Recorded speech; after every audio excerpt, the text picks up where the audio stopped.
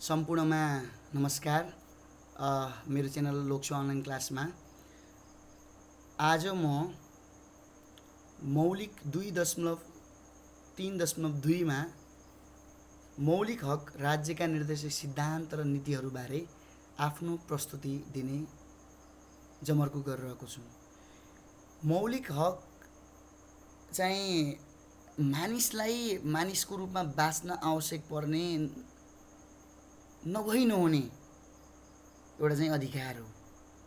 यो चाहिँ मानव अधिकार भित्र नै पर्छ। मौलिक हक सामान्यतया राज्यले मौलिक हकको बारेमा व्यवस्था गरेको हुन्छ। यो चाहिँ मानिसलाई मानिसको रूपमा बाँच्न आवश्यक पर्ने मानव अधिकारबाट विकास भएको मानिन्छ। खासमा मौलिक हक भनेको चाहिँ तपाईँको अविभाजित अन्तर्सम्बन्धित तपाईँको समानता र न्यायसँग सम्बन्धित हुन्छ। तपाईँको स्वतन्त्रता न्याय यस्ता कुराहरूसँग मौलिक हक सम्बन्धित हुन्छ। मौलिक हकको कुरा गर्ने हो भने चाहिँ मौलिक हकको आधार भनेको बेलायतको म्याग्ना कार्टा जुन 1215 जुन 15 आएको थियो। त्यसै गरी अन्य जति पनि मानव स्वतन्त्रताका लागि आदर्श रूपमा विश्व आन्दोलन भए ती सबै चाहिँ मौलिक हकका आधारहरू हुन्। त्यसै गरी विश्वव्यापी घोषणापत्र 1948 डिसेम्बर 10 जुन भएको थियो त्यो पनि मौलिक हकको आधार हो। त्यसै गरी फ्रेन्च क्रान्ति, अमेरिकी स्वतन्त्रता सङ्ग्राम, बिल अफ राइट यी पनि मौलिक हकका आधारहरू हुन्। मौलिक हक चाहिँ राज्यले अनिवार्य पुरा गर्नै पर्ने नकारात्मक दायित्वको रूपमा विकसित अवधारणा हो। नागरिकले चाहिँ राज्यद्वारा पाउने राज्य विरुद्धको नकारात्मक अवधारणा वा अधिकारको विषय भनेको मौलिक हक हो। यो नकारात्मक अधिकार किन भयो भने राज्यले चाहिँ दिनै पर्ने नागरिकले पाउनै पर्ने भयो। अब चाहिँ यो राज्यको विरुद्ध हामीले गएर पाउने भयौँ। राज्यले दिनै पर्ने नागरिकले पाउनै पर्ने बाध्यकारी र अनिवार्य आवश्यकता हो। यो मौलिक हकलाई चाहिँ यसमा पनि चाहिँ अब मौलिक हकमा पनि वर्गीकरण छ। यसमा पहिलो पुस्ताको अधिकार अर्थात् नागरिक तथा राजनीतिक अधिकारका विषयहरू हुन्छन् पहिलो पुस्तामा भने दोस्रो पुस्ताको अधिकारमा चाहिँ सामाजिक आर्थिक तथा सांस्कृतिक अधिकारहरू राखिएको हुन्छ। त्यसै गरी मौलिक हकभित्र चाहिँ संविधानद्वारा उपचारको हक सहित नागरिक अधिकार पनि त्यसैभित्र राखिएको हुन्छ। मौलिक हक र मानवाधिकार बीचमा फरक छ। मौलिक हक र मानवाधिकारको बीचमा फरक त्यो चाहिँ म अर्को स्लाइडमा देखाउने छु हजुरहरूलाई। मौलिक हक चाहिँ मानव अधिकार भित्र नै पर्छ। मानव अधिकार अलि व्यापक दृष्टिकोण हो। मौलिक हक र मानव अधिकारको बीचमा भिन्नता हेरौँ। मौलिक अधिकार वा हक भनेको संविधानले कुनै पनि देशको संविधानले निर्दिष्ट गरेको हक हो। संविधानले नै निर्दिष्ट गरेको हक हो। तर मानव अधिकार भनेको चाहिँ संविधान तथा अन्तर्राष्ट्रिय कानुनबाट निर्दिष्ट हक हो। मानव अधिकारलाई चाहिँ अन्तर्राष्ट्रिय कानुनले निर्दिष्ट गरेको हुनसक्छ, तोकेको हुनसक्छ। तर मौलिक हकलाई भने कुनै पनि देशको संविधानले तोकेको हुन्छ वा निर्दिष्ट गरेको हुन्छ। अर्को भिन्नता हेर्ने हो भने चाहिँ राज्यको विरुद्ध नागरिकलाई प्राप्त हुन्छ यो अधिकार। मौलिक हक चाहिँ के हुन्छ भने राज्यको विरुद्ध नागरिकलाई प्राप्त हुने अधिकार हो। तर मानव अधिकार चाहिँ के हो? नभई नहुने नैसर्गिक रूपले प्राप्त हुने अधिकार हो। अब जस्तै मानव अधिकार चाहिँ तपाईँको पोलिटिकल बााउन्ड्री भन्दा पनि पर जान्छ। अर्थात् त्यो अन्तर्राष्ट्रिय अधिकार हो भन्दा हुन्छ यसलाई। अब मान्छे जन्मिसकेपछि मानव भएर उसले पाउने जुन अधिकार हो नि त्यसलाई हामी मानव अधिकार भन्छौँ। मानव अधिकारको हिस्सा हो मौलिक अधिकार जुन राज्यले प्रदान गर्छ। राज्यले प्रदान गर्नै पर्छ, नागरिकले पाउनै पर्छ। अर्को भिन्नता भनेको चाहिँ के छ भने यसको क्षेत्र तुलनात्मक रूपले सीमित हुन्छ। हो, मौलिक अधिकारको क्षेत्र चाहिँ तुलनात्मक रूपले सीमित हुन्छ। तर मानव अधिकारको क्षेत्र चाहिँ तुलनात्मक रूपले बृहत हुन्छ। अर्थात् अन्तर्राष्ट्रिय चासोको विषय हुन्छ। जस्तै अहिले जुन युद्ध चलिरहेको छ जुन देशमा मानौँ गाजामा हेर्नुहोस् तपाईँ युक्रेन र रुसको युद्ध, त्यहाँ चाहिँ त्यो क्षेत्रमा चाहिँ मानवीय अधिकारको रक्षाको निम्ति चाहिँ विभिन्न प्रयासहरू हुँदैछ। अर्थात् त्यो अन्तर्राष्ट्रिय विषयमा आउँछ। त्यो कुरा चाहिँ त्यो राष्ट्रले मात्र हेर्दैन, अन्तर्राष्ट्रिय निकायहरूले पनि त्यसमा ध्यान केन्द्रित गर्छन्। यो अन्तर्राष्ट्रिय चासोको विषय हुन्छ। अर्को भिन्नता भनेको के भने राज्य व्यवस्था अनुरूप यो पृथक पृथक हुनसक्छ। जस्तै नेपालमा मौलिक अधिकारहरू, मौलिक हकहरू जुन किसिमको छन्, त्यो इन्डियामा, तपाईँको चाइनामा वा पाकिस्तानमा, बङ्गलादेशमा वा अमेरिकामा त्यो फरक हुनसक्छ। यो चाहिँ राज्य व्यवस्था अनुरूप पृथक पृथक हुन्छ। तर मानव अधिकार चाहिँ संसारभरि एउटै हुन्छ, अर्थात् सर्वदेशीयता भनेको सबै देशमा एउटै भन्नु खोजेको र एकरूपता हुन्छ मानव अधिकारमा चाहिँ सबै ठाउँमा। अर्को भिन्नता के छ भने सबै मौलिक हक जति पनि छन् ती मानव अधिकार हुन्, सबै मौलिक हक मानव अधिकार हुन्।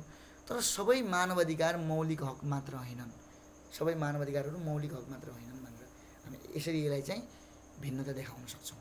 अब अर्को स्लाइडमा जाउँ। नेपालको वर्तमान संविधानमा मौलिक हक सम्बन्धी व्यवस्था के छ भन्नेतिर लागौँ। नेपालको वर्तमान संविधानमा मौलिक हकहरू बारे हेर्ने हो भने तपाईँको भाग 3, संविधानको भाग 3 को धारा 16 देखि धारा 46 सम्म 31 वटा मौलिक हक को व्यवस्था गरेको छ नेपालमा। योभन्दा पहिले कम थिए, अहिले चाहिँ नेपालको वर्तमान संविधान 2072 मा चाहिँ अलिक बढाइएको छ। हुन त अब महत्त्वाकांक्षी मौलिक हकहरू राखिएको छ, तर पनि अब 31 सम्म पुगाउनु एउटा राम्रै पक्ष हो। त्यसको कार्यान्वयन कति सक्दो, कति चाँडो हुन्छ भन्ने कुरा पनि छ, त्यो अर्कै पाटो हो। तर 31 वटा मौलिक हक हुनु नेपालको अहिलेको परिप्रेक्ष्यमा यो चाहिँ एउटा स्वागतयोग्य कुरा हो। मौलिक हक बढेको छ। नेपालको संविधान बमोजिम मौलिक हकको सूची हेरौँ त। पहिलो छ धारा 16 मा रहेको सम्मानपूर्वक बाँच्न पाउने हक। यो सम्मानपूर्वक बाँच्न पाउने हक भनेको के हो, यसबारे अलिकति हेरौँ है। धारा 16 मा रहेको यसमा भनिएको छ बाँच्न पाउनु प्रत्येक व्यक्तिको नैसर्गिक अधिकार हो। मानिसको सबैभन्दा प्रिय वस्तु उसको जीवन हुन्छ। मौलिक हकको रूपमा राज्यका विरुद्ध प्राप्त हुने जीवन अधिकारका सन्दर्भमा यदि राज्यले कुनै व्यक्तिलाई जन्म दिन सक्दैन भने कुनै व्यक्तिको ज्यान लिन पनि सक्दैन भन्ने मान्यतामा आधारित छ। जस्तो अब राज्यले यसलाई चाहिँ धेरै किन मान्छ भने जस्तो सम्मानपूर्वक बाँच्न पाउने हक अन्तर्गत चाहिँ कुनै पनि नागरिकलाई चाहिँ नेपालमा जतिसुकै ठुलो अपराध गरे पनि मृत्युदण्ड दिइने छैन भनेर भनिएको छ। किनकि राज्यले कुनै व्यक्तिलाई जन्माउन सक्दैन भने मार्ने पनि अधिकार छैन भन्ने मान्यतामा यो आधारित छ। मानिसलाई मानिसको रूपमा बाँच्न पाउने र अन्य मानवबाट नमारिने अधिकारको सुनिश्चितता नै जीवनको अधिकार वा यसलाई सम्मानपूर्वक बाँच्न पाउने हक भनिन्छ। यसलाई राइट टु लाइफ पनि भनिन्छ। कुनै देशमा यसलाई चाहिँ राइट टु लाइफ पनि भनिएला। सम्मानपूर्वक बाँच्न पाउने अधिकार मानिसको सबैभन्दा प्राथमिक हक हो। जीवन बिना अन्य अधिकारको उपभोग गर्न सकिँदैन। अब जीवनै छैन भने अन्य अधिकारको कसरी उपभोग गर्ने? सबभन्दा पहिले त बाँच्न पाउने हक हुनु पर्यो नि त, सम्मानपूर्वक बाँच्न पाउने हक। तसर्थ सम्मानपूर्वक बाँच्न पाउने अधिकार व्यक्तिको प्रमुख एवं आधारभूत हक हो। वर्तमान संविधानको धारा 16 को उपधारा 1 र 2 मा देखाएको व्यवस्था रहेको छ। उपधारा 1 मा के भनेको छ भने प्रत्येक व्यक्तिलाई सम्मानपूर्वक बाँच्न पाउने हक हुनेछ। उपधारा 2 मा चाहिँ कसैलाई पनि मृत्युदण्डको सजाय दिने गरी कानुन बनाइने छैन भनिएको छ। त्यसैगरी धारा 17 मा स्वतन्त्रताको हक रहेको छ। त्यसैगरी धारा 18 मा समानताको हक। त्यसैगरी धारा 19 मा सञ्चारको हक। 20 मा न्याय सम्बन्धी हक रहेको छ। 21 मा चाहिँ अपराध पीडितको हक। त्यसैगरी 22 मा चाहिँ यातना विरुद्धको हक। धेरै हकहरू चाहिँ नयाँ छन् यो संविधानमा। 23 मा चाहिँ निवारक नजरबन्द विरुद्धको हक। 24 मा चाहिँ छुवाछुत तथा भेदभाव विरुद्धको हक। 25 मा चाहिँ सम्पत्तिको हक। 26 मा तपाईँको धार्मिक स्वतन्त्रताको हक। 27 मा सूचनाको हक रहेको छ। 28 मा गोपनीयताको हक। यसबारे चाहिँ अब विस्तृतमा चाहिँ तपाईँ पढ्नु होला, किनकि विस्तृतमा प्रत्येकको जाने भने भिडियो अलि लामो हुन्छ, अलिभन्दा पनि धेरै लामो हुन जान्छ भिडियो। त्यही भएर चाहिँ मैले चाहिँ अब यसको व्याख्या नगर्ने भने शोषण विरुद्धको हक चाहिँ धारा 29 मा छ। धारा 30 मा चाहिँ स्वच्छ वातावरणको हक रहेको छ। 31 मा चाहिँ शिक्षा सम्बन्धी हक रहेको छ। 32 मा भाषा तथा संस्कृतिको हक। 33 मा चाहिँ रोजगारीको हक। 34 मा श्रमको हक। त्यसैगरी 35 मा स्वास्थ्य सम्बन्धी हक। 36 मा खाद्य सम्बन्धी हक। 37 मा आवासको हक। 38 मा महिलाको हक। 39 मा बालबालिकाको हक। 40 मा दलितको हक। 41 मा ज्येष्ठ नागरिकको हक। 42 मा सामाजिक न्यायको हक। त्यसैगरी 43 मा सामाजिक सुरक्षाको हक। 44 मा उपभोक्ताको हक। त्यसैगरी 45 मा देश निकाला विरुद्धको हक। 46 मा संवैधानिक उपचारको हक रहेको छ। नेपालको संविधानमा रहेका मौलिक हकहरूको वर्गीकरण कसरी हुन्छ? वर्गीकरण हेर्ने भने चाहिँ मौलिक हकहरूको पनि वर्गीकरण छ। जस्तो नागरिकलाई मात्र प्राप्त हुने मौलिक हक, नागरिक र व्यक्ति दुवैलाई। अब यहाँ चाहिँ व्यक्ति भन्नाले के हो, नागरिक भनेको के हो? अब व्यक्तिलाई पनि मौलिक हक लागू हुनसक्छ धेरै अवस्थाहरूमा। जस्तै कुनै व्यक्तिले मात्र नागरिकले मात्र कानुन मान्नुपर्ने भन्ने छैन नि त, व्यक्तिले पनि कानुन मान्नुपर्ने हुन्छ। सो यो नेपालमा चाहिँ कुनै अन्य देशबाट आएको व्यक्तिले पनि नेपालको कानुन मान्नुपर्ने हुन्छ। अब नागरिकलाई मात्र प्राप्त मौलिक हक, यसमा चाहिँ नागरिक र व्यक्ति दुवैलाई प्राप्त मौलिक हकहरू। यस्तै गरी तपाईँको सङ्कटकालीन अवस्थामा पनि निलम्बन नहुने हकहरू गरी 3 तहमा यसलाई हामी वर्गीकरण गर्न सक्छौँ। नागरिकलाई मात्र प्राप्त मौलिक हकमा चाहिँ नागरिकलाई मात्र प्राप्त हुने, त्यो देशका नागरिकलाई मात्र प्राप्त हुने मौलिक हकमा चाहिँ स्वतन्त्रताको हक रहेको छ। स्वतन्त्रताको हकको तपाईँको उपधारा 2 रहेको छ। स्वतन्त्रताको हकको उपधारा 2 मा के भनिएको छ भने तपाईँको त्यसमा चाहिँ स्वतन्त्रताको हकको उपधारा 2 मा चाहिँ प्रत्येक नागरिकलाई दिएको स्वतन्त्रता हुनेछ भनेको छ। विचार र अभिव्यक्तिको स्वतन्त्रता, बिना हात हतियार शान्तिपूर्वक भेला हुने स्वतन्त्रता, राजनीतिक दल खोज्ने स्वतन्त्रता, खोल्ने स्वतन्त्रता, सङ्घ संस्था खोल्ने स्वतन्त्रता, यस्ता यस्ता स्वतन्त्रताहरू दिएको छ। यो चाहिँ नागरिकले मात्र पाउने मौलिक हक हो। त्यसरी समानताको हक अर्को धारा 18 मा रहेको, सम्पत्तिको हक चाहिँ धारा 25 मा रहेको, सूचनाको हक धारा 27 मा रहेको। त्यसै गरी स्वच्छ वातावरणको हक चाहिँ धारा 30 मा रहेको, शिक्षा सम्बन्धी हक धारा 31 को, रोजगारीको हक धारा 33 को, स्वास्थ्य सम्बन्धी हक धारा 35, खाद्य सम्बन्धी हक धारा 36, आवासको हक धारा 37 र देश निकाला विरुद्धको हक धारा 45 चाहिँ नागरिकले मात्र प्राप्त गर्ने मौलिक हकहरू हुन्।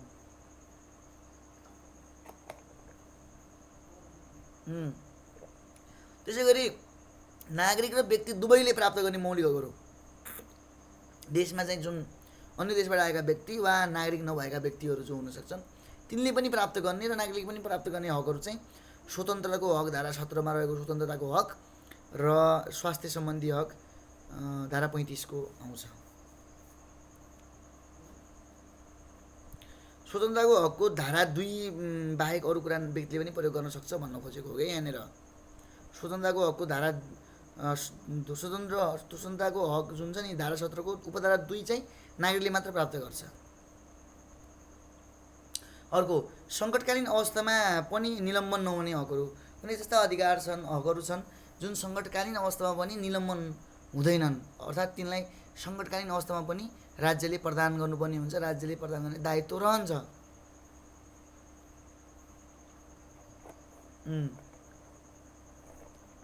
त्यसमा चाहिँ धारा 16 मा रहेको सम्मानपूर्वक बाँच्न पाउने हक, धारा 17 मा रहेको स्वतन्त्रताको हकको उपधारा 2 को खण्ड ग र घ, धारा 17 को स्वतन्त्रताको हकको उपधारा 2 को खण्ड ग र घ मा के भनेको, खण्ड ग मा चाहिँ राजनीतिक दल खोल्ने स्वतन्त्रता छ।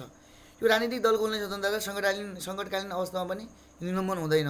अर्को चाहिँ घ मा रहेको तपाईँको सङ्घ र संस्था खोल्ने स्वतन्त्रता, सङ्घ र संस्था खोल्ने स्वतन्त्रता घ मा रहेको र ग मा रहेको राजनीतिक दल खोल्ने स्वतन्त्रता चाहिँ यिनी चाहिँ तपाईँको सङ्कटकालीन अवस्थामा पनि निलम्बन नहुने हकहरू हुन्। त्यसै गरी धारा 19 मा रहेको सञ्चारको हकको उपधारा 2, सञ्चारको हकको उपधारा 2 मा चाहिँ के भनेको छ भने कुनै पनि माध्यमबाट कुनै सामग्री प्रकाशन प्रसारण छाप्ने विषयलाई लिई कुनै सञ्चार माध्यमलाई बन्द, जफत वा दर्ता, खारेज वा त्यस्तो सामग्री जफत गरिने छैन भनेर भनिएको छ। यो पनि निलम्बन हुने छैन। अर्को धारा 20 को न्याय सम्बन्धी हक, धारा 21 को अपराध पीडित जुन छ त्यसको हक, धारा 22 को यातना विरुद्धको जुन हक पाउनुपर्ने त्यो पनि सङ्कटकालीन अवस्थामा निलम्बन हुँदैन यस्ता हकहरू। धारा 24 को छुवाछुतता भेदभाव विरुद्धको हक पनि सङ्कटकालीन अवस्थामा पनि निलम्बन हुँदैन। त्यसै धार्मिक स्वतन्त्रताको हकको उपधारा 1, तपाईँको जो धार्मिक स्वतन्त्रताको हकको उपधारा 1 छ त्यो पनि निलम्बन हुँदैन। धार्मिक स्वतन्त्रताको उपधारा 1 मा धार्मिक स्वतन्त्रताको हकको उपधारा 1 मा के भनेको छ भने धर्ममा आस्था राख्ने प्रत्येक व्यक्तिलाई आफ्नो आस्था अनुसार धर्मको अवलम्बन, अभ्यास र संरक्षण गर्ने स्वतन्त्रता हुनेछ भनेर भनिएको छ धारा 26 को धार्मिक स्वतन्त्रताको हकको उपधारा 1 मा। त्यसै गरी धारा 29 को शोषण विरुद्धको हक त्यसमा पनि हामीले केही चाहिँ निलम्बनमा पनि त्यो हक प्रयोग गर्न सक्छौँ। सङ्कटकालीन अवस्थामा पनि त्यो हक चाहिँ निलम्बनमा पर्दैन। त्यसै गरी धारा 30 को स्वच्छ वातावरणको हक, धारा 31 शिक्षा सम्बन्धी हक, धारा 32 भ्रष्टाचार संस्कृति सम्बन्धी हक, धारा 35 स्वास्थ्य सम्बन्धी हक, यस्ता स्वास्थ्य सम्बन्धी शिक्षा सम्बन्धी हक चाहिँ निलम्बन हुँदैनन्। स्वच्छ वातावरणको हक पनि। धारा 36 को खाद्य सम्बन्धी हकको उपधारा 1 र 2, जस्तो धारा 36 को खाद्य सम्बन्धी हक जुन छ नि, खाद्य सम्बन्धी हकको उपधारा 1 मा चाहिँ के भनेको छ भने उपधारा 1 मा प्रत्येक नागरिकलाई खाद्य सम्बन्धी हक हुनेछ र उपधारा 2 मा चाहिँ प्रत्येक नागरिकलाई खाद्य वस्तुको अभावमा जीवन जोखिममा पर्ने अवस्थाबाट सुरक्षित हुने हक हुनेछ भनेर भनिएको छ। यो उपधारा 1 र 2 निलम्बनमा पर्ने छैनन्। त्यसै धारा 38 को महिलाको हक, धारा 39 बालबालिकाको हक, धारा 40 दलितको हकको उपधारा 2 र 3। दलितको हकको उपधारा 2 र 3 मा हेर्ने भने चाहिँ दलित विद्यार्थीलाई प्राथमिकदेखि उच्च शिक्षासम्म कानुन बमोजिम छात्रवृत्ति सहित निःशुल्क शिक्षाको व्यवस्था गरिनेछ भनेर भनिएको छ। त्यसरी उपधारा 3 मा चाहिँ दलित समुदायलाई स्वास्थ्य तथा सामाजिक सुरक्षा प्रदान गर्न कानुन बमोजिम विशेष व्यवस्था गरिनेछ भनेको छ। यो पनि निलम्बन हुने छैन। त्यसरी धारा 41 ज्येष्ठ नागरिकको हक, धारा 42 सामाजिक न्यायको हक। त्यसै गरी धारा 43 सामाजिक सुरक्षाको हक, धारा 46 बमोजिमको संवैधानिक उपचारको हक, धारा 45 देश निकाला विरुद्धको हक र एउटा चाहिँ अर्को अन्तमा बन्दी प्रतिचिकरणको उपचार प्राप्त गर्ने हक निलम्बन गरिने छैन। यस्ता कुरा चाहिँ निलम्बन गरिने छैन भनेर भनिएको छ। अब संवैधानिक उपचारको हक जुन अहिलेको धारा 46 मा रहेको छ, त्यो संवैधानिक उपचारको हक भनेको चाहिँ के हो त्यसबारे कुरा गरौँ, चर्चा गरौँ। अब जति पनि 31 वटा मौलिक हकहरू छन्, 31 मध्ये 30 वटा मौलिक हकहरू छन्। 31औं मौलिक हक भनेको संवैधानिक उपचारको हक भयो। ती सबै मौलिक हकहरू मानौँ कुनै मौलिक हकहरू हनन भयो, हस्तक्षेपमा पर्यो वा हरण भयो भने, कसरी खस्यो भने त्यसको विरुद्ध उपचार दिने व्यवस्था चाहिँ संवैधानिक उपचारको हकले गर्दछ। अन्य मौलिक हकको हनन एवं हस्तक्षेपमा उपचारको व्यवस्था गर्ने हक हो संवैधानिक उपचारको हक। संविधानको भाग 3 को धारा 46 मा व्यवस्था भएअनुसार यस भागद्वारा प्रदत्त हकको प्रचलनका लागि धारा 133 र 144 मा लेखिए बमोजिम संवैधानिक उपचार पाउने हक हुनेछ भनी उल्लेख गरिएको छ। संवैधानिक उपचारको हक चाहिँ धारा 133 र 144 अनुसार पाइनेछ। अब संवैधानिक उपचारको हक त्यो कसरी हामीले पाउने, त्यो सम्बन्धी कार्यविधि हेरौँ। संवैधानिक उपचारको हक प्रचलनको कार्यविधि कसरी पाउने?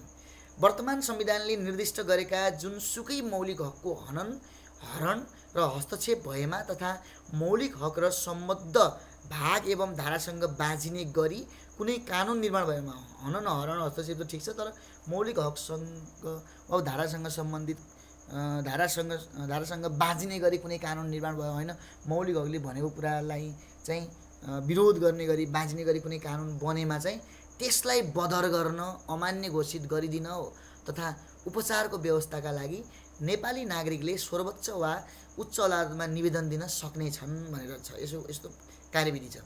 प्राप्त निवेदनकै आधारमा सर्वोच्च वा उच्च अदालतले अधिकार क्षेत्रहरूको प्रयोग गरी उक्त निवेदन बमोजिमको हकको उपचार व्यवस्था सुनिश्चित गर्ने व्यवस्था रहेको छ। यसरी चाहिँ संवैधानिक उपचारको हक प्रचलनको कार्यविधि रहेको छ। मौलिक हकसँग सम्बन्धित समस्याहरू। नेपालमा चाहिँ मौलिक हक चाहिँ पूर्ण रूपमा लागू भएका छैनन्। मौलिक हकहरू जुन नेपालमा छन् ती चाहिँ एक हिसाबले धेरै मौलिक हकहरू भए, तपाईँको महत्त्वाकांक्षी मौलिक हकहरू भए, तर तिनीलाई कार्यान्वयन गर्नको लागि राज्यलाई साधन स्रोत छैन, आर्थिक स्रोत छैन भनेर विरोध गरेको सुनिन्छ। त्यो एक हिसाबले साँचो कुरा पनि हो। कार्यान्वयनको धरातल हेर्दा सङ्ख्यात्मकता हाबी भएको आभास हो। कार्यान्वयन भएको छैन, मौलिक हक चाहिँ धेरै छन्, 31 मौलिक हक छन्, तर कार्यान्वयन चाहिँ धेरै मौलिक हकको भएको छैन। मौलिक हकहरू चाहिँ बढी चाहिँ कस्तो देखिनु भने धेरै महत्त्वाकांक्षी देखिनु, कार्यान्वयन गर्न तत्काल नसकिने जस्तो देखिनु, व्यवहारिकता र सैद्धान्तिकता बीच कम तालमेल हुनु। सिद्धान्तमा त के पो भन्छौँ हामी, तर व्यवहारिक रूपमा त्यो लागू हुँदैन। अर्को चाहिँ के भयो भने मौलिक हकमा चाहिँ अमूर्त भाव र अस्पष्टता समेत रहनु। जस्तो धारा 29 को शोषण विरुद्धको हकको उपधारा 2 दण्डनीय नहुनु, उपधारा 3 उपधारा 4 मात्र दण्डनीय हुनु। अब यस्तो अस्पष्टता देखिएको छ। यसमा चाहिँ उपधारा 2 किन दण्डनीय नभएको, उपधारा 3 र 4 दण्डनीय हुन्छ भने उपधारा 2 किन नभएको, अस्पष्टता भयो। अर्को चाहिँ कार्यान्वयन गर्ने कानुन निर्माणमा ढिलाइ र निर्मित कानुन समेतमा अपर्याप्तता भयो। अब जस्तै कार्यान्वयन गर्नको लागि कानुन चाहिन्छ, त्यो कानुन बनिसकेको छैन, 9 वर्ष भइहाल्यो, ठिक छ। त्यो भएर कार्यान्वयनमा अव्यवहारिकता छ, कार्यान्वयनमा कठिनाइ छ, ढिलाइ छ। अर्को यतिका मौलिक हकहरू छन् तर नागरिकहरूलाई थाहा नै छैन धेरै कुरा त। त्यही भएर नागरिक चेतनाको कमी छ। अर्को अधिकारको उल्लङ्घन प्रशस्तै हुनु। अब धेरै व्यक्तिहरूले मौलिक हकहरूको चाहिँ उल्लङ्घन पनि गरेका छन्, बढी प्रयोग पनि गरेका छन्। उपचारको हकको प्राप्ति कठिनाइ बनाउनु, उपचारको हक, संवैधानिक उपचारको हक छ, त्यसको चाहिँ कार्यविधि अलि चाहिँ लामो छ, कठिनाइपूर्ण छ भन्ने गरिन्छ। यस्ता यस्ता समस्याहरू छन् मौलिक हकहरूसँग सम्बन्धित। अब यो समस्याको समाधान कसरी गर्ने फेरि? अब मौलिक हकको समस्याको समाधान गर्नको लागि हामीले के गर्नु पर्यो भने मौलिक हकहरूमा भएको सङ्ख्यात्मक प्रगति त हामीले देख्यौँ, त्यो सङ्ख्यात्मक प्रगति भएर मात्र पुग्दैन। त्यही भएर चाहिँ कार्यान्वयन गर्ने कार्ययोजना सहित रणनीतिक रूपमा तपाईँको प्रस्तुत गर्नु पर्यो। अर्को कार्यान्वयन गर्ने कानुन पूर्ण र प्रतिफलमुखी बनाई प्रभावकारी कार्यान्वयन सुनिश्चित गर्ने। अर्को कार्यान्वयनका लागि पर्याप्त स्रोत साधन एवं कार्यान्वयन संयन्त्र र जिम्मेवारी तोक्ने हो कि होइन, आर्थिक स्रोत पनि त हुनु पर्यो नि। अर्को उपचारको हक प्राप्तिमा प्रक्रियागत सरलीकरण र शीघ्र र पहुँचयोग्य न्याय प्रणालीको विकास गर्ने। अर्को मौलिक हकको कार्यान्वयनमा सैद्धान्तिक एवं व्यवहारिक दुवै पक्षको समुचित तालमेल गर्ने। यस्ता यस्ता कुराहरू हामीले चाहिँ गऱ्यौँ भने चाहिँ यो अर्को स्लाइडमा यस्ता यस्ता कुराहरू चाहिँ हामीले गऱ्यौँ भने चाहिँ मौलिक हकहरूमा रहेका समस्याहरूको अलिकति भए पनि समाधान गर्न सक्छौँ। अब जाउँ राज्यको निर्देशक सिद्धान्त नीतिहरू।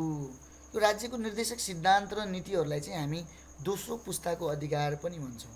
यसलाई चाहिँ हामी के भन्छौँ? दोस्रो पुस्ताको अधिकार पनि भन्छौँ। खासमा चाहिँ राज्य सञ्चालनको मार्ग निर्देशनका रूपमा संविधानमा उल्लेखित निर्देशक सिद्धान्त तथा नीतिहरू नै राज्यका निर्देशक सिद्धान्त र नीतिहरू हुन्। राज्य सञ्चालनको यिनले चाहिँ बाटो देखाउँछन्। राज्य सञ्चालनको लागि चाहिने निर्देशक सिद्धान्त तथा नीतिहरू नै राज्यका निर्देशक सिद्धान्त तथा नीतिहरू। निर्देशक सिद्धान्त भनेको चाहिँ जस्तो त्यो सिद्धान्तको आधारमा राज्य चाहिँ डोराएको हुन्छ, राज्यलाई चाहिँ डोराइएको हुन्छ। अर्थात् त्यस राज्यमा संविधानमा जुन राज्यका निर्देशक सिद्धान्त हुन्छन् वा नीतिहरू हुन्छन्, त्यो नीति तथा निर्देशक सिद्धान्तको आधारमा राज्य डोरिन्छ, मतलब राज्यले त्यो मार्गमा जान्छ राज्य, ठिक छ। राज्य र सरकारले यसको कार्यान्वयनमा साधन स्रोत र क्षमताको परिचालन आवश्यकता अनुसार गर्दै जाने भएकोले यसलाई राज्यको सकारात्मक दायित्व र नागरिकको पनि सकारात्मक अधिकारका रूपमा लिइन्छ। जस्तै हामीले मौलिक अधिकारलाई चाहिँ राज्य विरुद्धको अधिकार, तपाईँको नकारात्मक अधिकारको रूपमा भनेको छौँ। यो भनेको चाहिँ सकारात्मक अधिकार हो फेरि, ठिक छ। अब यसमा चाहिँ एउटा कुरा के मलाई राम्रो लागेन भने यसको कार्यान्वयन भयो भएन भने यी जो नीतिहरू सिद्धान्तहरू छन् यिनीहरूको कार्यान्वयन भयो भएर भने कुनै पनि अदालतमा प्रश्न उठाउन पाइँदैन। बरु यसको कार्यान्वयनमा भने सरकार सचेत र क्रियाशील रहन भन्ने जरुरी हुन्छ, त्यो कुरा ठिक छ। अब त्यो खासमा किन यस्तो गरियो भने जस्तै जुन नीतिहरू संविधानमा राखिएको छ त्यो सबै नीतिहरूको द्रुत गतिमा उति बेला नै त्यो सबै नीतिहरू चाहिँ कार्यान्वयन हुन सक्दैनन्, त्यसमा चाहिँ अलि समय लाग्छ। ठिक छ, राज्यले चाहिँ हेलचेक्राइ गर्यो, अरू कुनै समस्याले कारणले हो भने चाहिँ अब कुनै व्यक्तिले प्रश्न उठाउन सक्छ। अब राज्यले चाहिँ त्यो कुरा पनि यसमा प्रश्न पनि उठाउन दिएको छैन फेरि हो। अब त्यो अब मौलिक हकको जस्तो हामी चाहिँ संवैधानिक उपचार यसमा पाउँदैनौँ, किनकि अर्को एउटा कुरा अर्को कि यो राज्यका नीतिहरू हुन्, मौलिक हक त होइन नि त, व्यक्तिले प्रत्यक्ष रूपमा पाउने मौलिक हक होइन नि। यो त राज्यले गर्नुपर्ने कुराहरू हो देशको विकासको लागि, सामाजिक आर्थिक राजनीतिक विकासको लागि। प्रत्यक्ष रूपमा जनतासँग त प्रत्यक्ष रूपमा जोडिँदैन र अप्रत्यक्ष रूपमा जोडिन्छन्, त्यही भएर चाहिँ अदालतमा प्रश्न उठाउन पाइँदैन भन्नु खोजेको हो। मौलिक अधिकार राज्यका निर्देशक सिद्धान्त र नीतिबीच सम्बन्ध के छ हेरौँ, के सम्बन्ध छ यिनीहरू बिचमा। मानव अधिकार र निर्देशक सिद्धान्तहरू लिखित संविधानका अभिन्न अन्तर्वस्तु वा एउटा चाहिँ हिस्साको रूपमा रहेका हुन्छन्। यी दुवैको प्रयोजन राज्यको दायित्व र सीमा निर्धारण गर्ने, राज्यको कति दायित्व कति के हो भन्ने सीमा यसले चाहिँ तोक्छ। नागरिकलाई बढी अधिकारमुखी बनाउने र लोक कल्याणकारी लोक कल्याणको अभिवृद्धि गर्ने नै हो। राज्यका निर्देशक सिद्धान्त र नीतिहरू आर्थिक, सामाजिक र राजनीतिक रूपान्तरणका आधारशिला भएकोले जनताको मौलिक अधिकारलाई व्यवस्थित गर्न योगदान पुर्याउँछ यिनीहरूले। अब यिनी दुई बिचको चाहिँ तपाईँको सम्बन्धलाई हेर्ने भने चाहिँ हामी यसरी भन्न सक्छौँ, अभ्यासको दृष्टिले मौलिक अधिकारभित्र जनताका आधारभूत र प्राथमिक अधिकार पर्दछन्। मानव अधिकारको प्रथम पुस्ताका अधिकार मानिएका नागरिक तथा राजनीतिक प्रकृतिका अधिकार यस वर्गमा राख्ने गरिन्छ। अब यसमा चाहिँ के हुन्छ भने यो चाहिँ प्राथमिक अधिकार हो, यो चाहिँ नागरिकले प्रत्यक्ष रूपमा अनुभूति गर्ने अधिकार हो। यसमा चाहिँ नागरिक तथा राजनीतिक प्रकृतिका अधिकार हुन्छन्। त्यो तपाईँको त्यो निर्देश सिद्धान्त र नीतिमा चाहिँ बढी सामाजिक, आर्थिक, सांस्कृतिक अधिकारहरू हुन्छन्। मौलिक अधिकार भनेको चाहिँ फर्स्ट जेनेरेसन राइटहरू हुन्, राज्यले पुरा गर्नै पर्छ, नागरिकले पाउनै पर्छ। अब यसको तुलनामा मानव अधिकारको दृष्टिले दोस्रो, तेस्रो र चौथो पुस्ताका अधिकार मानिएका आर्थिक, सामाजिक, सांस्कृतिक, सामूहिक र सामुदायिक प्रकृतिका अधिकार निर्देशक सिद्धान्त र नीतिहरूमा राख्ने गरेको पाइन्छ।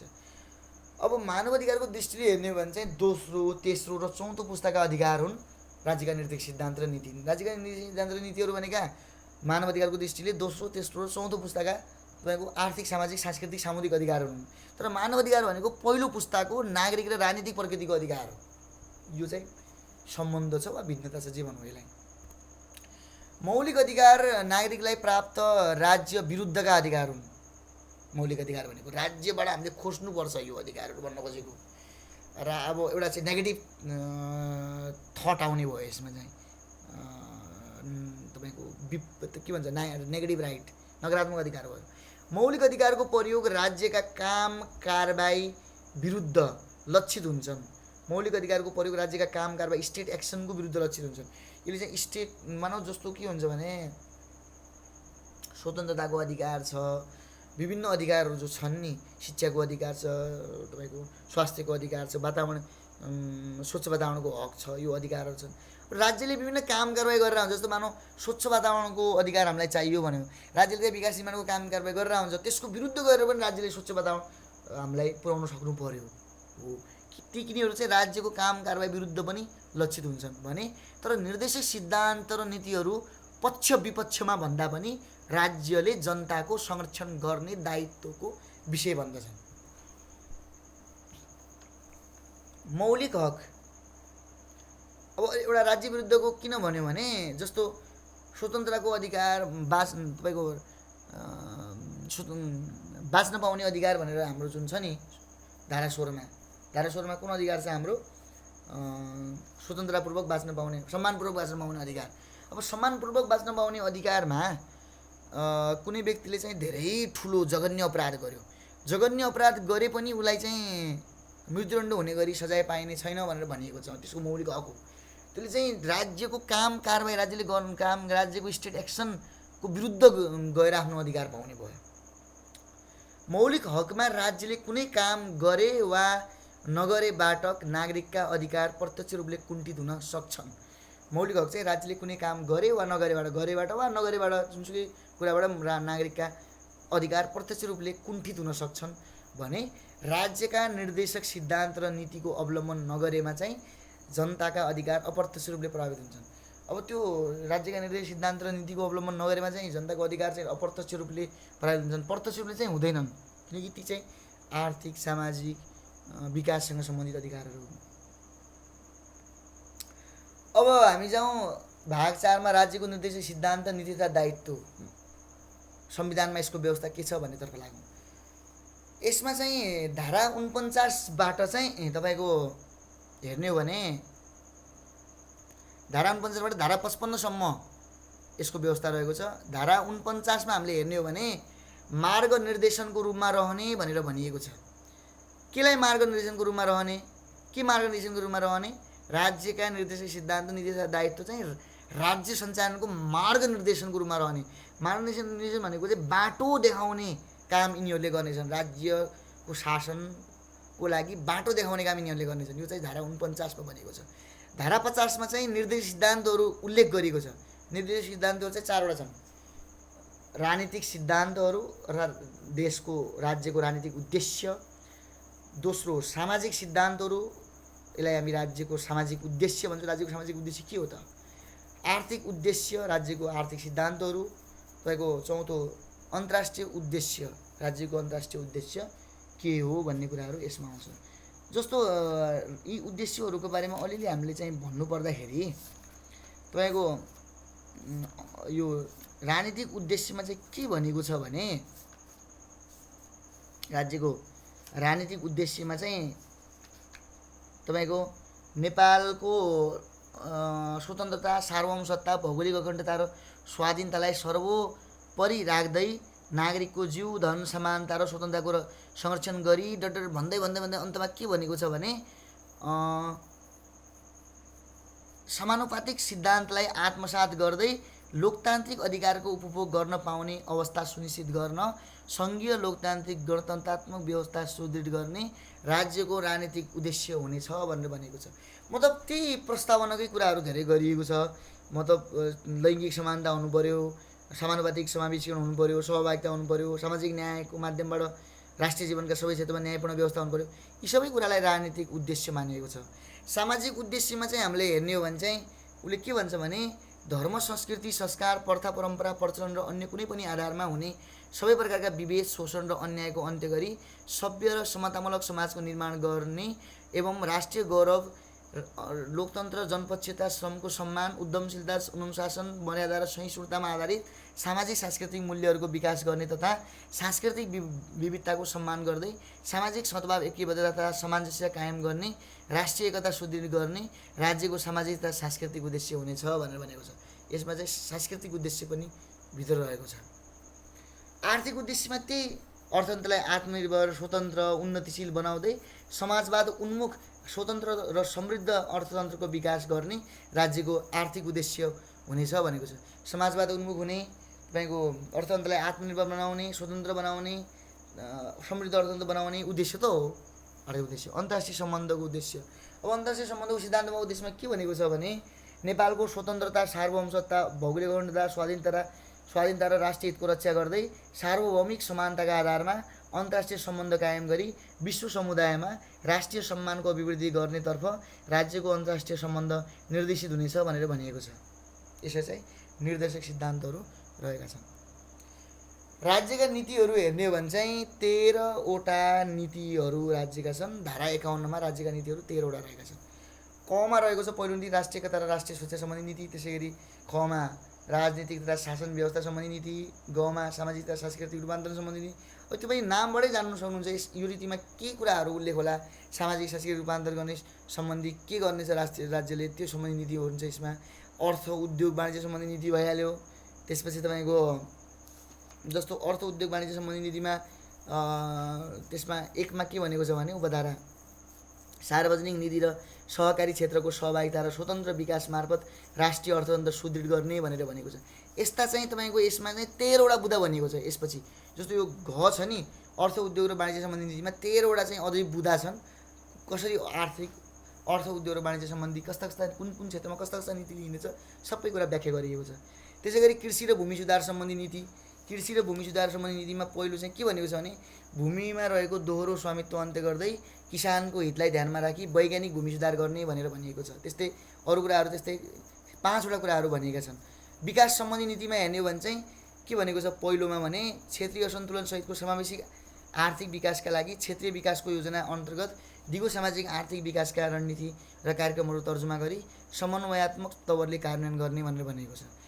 त्यसै गरी 6मा प्राकृतिक साधन स्रोतको संरक्षण, सम्वर्धन र उपयोग सम्बन्धी नीतिमा चाहिँ पहिलो नम्बरमा हेर्ने हो भने 1मा राष्ट्रिय हित अनुकूल तथा अन्तर्पुस्ता समन्वयको मान्यतालाई आत्मसात गर्दै देशमा उपलब्ध प्राकृतिक स्रोत साधनको संरक्षण, सम्वर्धन र वातावरण अनुकूल दिगो रूपमा उपयोग गर्ने र स्थानीय समुदायलाई प्राथमिकता र अग्राधिकार दिँदै प्राप्त प्रतिफलहरूको न्यायोचित वितरण गर्ने भनेर भनिएको छ। त्यसै गरी जमा रहेको नागरिकका आधारभूत आवश्यकता सम्बन्धी नीतिमा चाहिँ के भनेको छ भने तपाईँको त्यसमा शिक्षालाई वैज्ञानिक, प्राविधिक, व्यावसायिक, सिपमूलक, रोजगारमूलक एवं जनमुखी बनाउँदै सक्षम, प्रतिस्पर्धी, नैतिक एवं राष्ट्रिय हितप्रति समर्पित जनशक्ति तयार गर्ने भनेर भनिएको छ। त्यसै गरी श्रम र रोजगार सम्बन्धी नीतिमा हेर्ने हो भने हाम्रो के भनेको छ भने सबैले काम गर्न पाउने अवस्था सुनिश्चित गर्दै देशको मुख्य सामाजिक आर्थिक शक्तिको रूपमा रहेको श्रम शक्तिलाई दक्ष र व्यावसायिक बनाउने र स्वदेशमा नै रोजगारी अभिवृद्धि गर्ने भनेर भनिएको छ। यस्ता यस्ता नीतिबाट देश चाहिँ तपाईँको देशलाई डोराइएको छ। सामाजिक न्याय र समावेशीकरण सम्बन्धी नीतिमा के भनेको छ भने पहिलो नम्बरमा 1मा हेर्ने भने असहाय अवस्थामा रहेका एकल महिलालाई सिप क्षमता र योग्यताको आधारमा रोजगारीमा प्राथमिकता दिँदै जीविकोपार्जनका लागि समुचित व्यवस्था गर्दै जाने भनेर भनेको छ। अब यसरी चाहिँ अब 14 बुँदामा भनिएको छ सामाजिक न्याय तथा समावेशीकरण सम्बन्धी नीतिमा। यो पढ्नु होला तपाईँले संविधानमा। त्यसरी न्याय र दण्ड व्यवस्था सम्बन्धी नीतिमा चाहिँ पहिलो नम्बरमा के भनेको छ भने न्याय प्रशासनलाई छिटो छरितो सर्वसुलभ मितव्ययी निष्पक्ष प्रभावकारी र जनउत्तरदायी बनाउने भनेर भनेको छ। त्यसरी पर्यटन सम्बन्धी नीतिमा चाहिँ नेपालका ऐतिहासिक सांस्कृतिक धार्मिक पुरातात्विक र प्राकृतिक सम्बद्धताहरूको पहिचान संरक्षण सम्वर्धन प्रचार प्रसार मार्फत राष्ट्रिय अर्थतन्त्रको महत्त्वपूर्ण आधारका रूपमा पर्यावरण अनुकूल पर्यटन उद्योगको विकास गर्ने भनेर भनिएको छ।